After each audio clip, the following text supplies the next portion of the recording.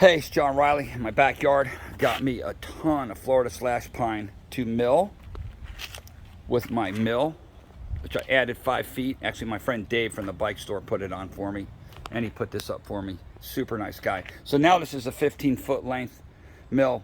But anyway, I'm thinking about doing a flatbed on my F550, and I'm gonna skin some of these out to make a floor. It's a really nice Florida slash pine. But anyway, back to the saw. 357 I got off a guy. The cylinder was pretty cooked.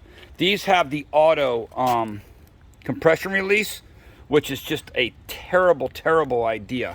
So I got rid of the whole thing. I put one off a Solo 681 on there. See it? Done. And then I blocked it off. Where's it at? I drilled 4mm tap and drilled it and tapped it with Loctite. So I put a screw in there, so that's done.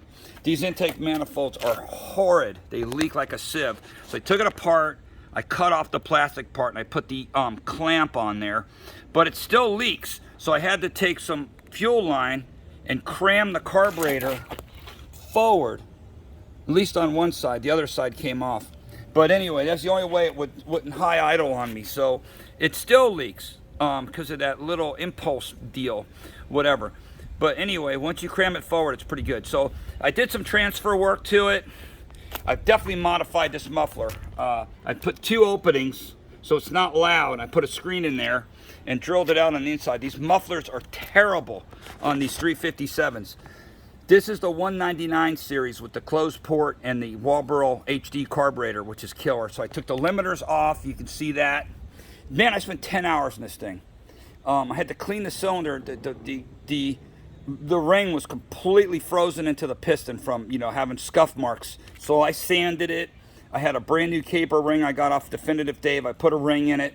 I used the rubberized burrs, and I honed the cylinder. It's still a little goofy. It's not perfect, but it sounds good and it makes good power.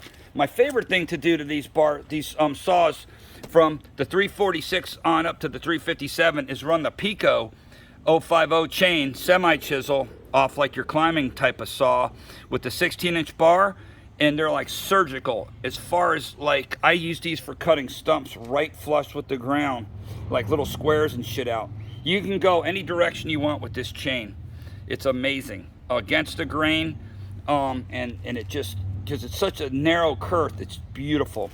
I scribed my name into it with the little buzzer thing, whatever. But anyway, let me cut through some of this pine here that I got, just to try to do a little demonstration to this piece right here.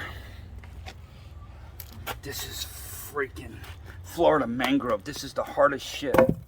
Awesome wood. Okay.